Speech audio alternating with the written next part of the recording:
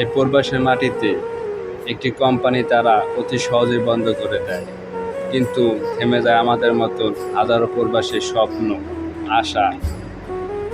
আজকে আমাদের মার্কেট বন্ধ হতে চলছে। দেখেন আমাদের মার্কেটের অবস্থা আগে কেমন ছিল আর এখন কেমন। আমাদের হাজারো প্রবাসীর স্বপ্ন আর ধুলোর সাথে মাটি হতে চলছে। সবাই আমাদের জন্য দোয়া করবেন, যাতে আমরা ভবিষ্যতে আল্লাহ পছন্দ হয় আমরা কিছু করতে পারি। দেখেন মাথা হয়ে গেছে আমার বন্ধু।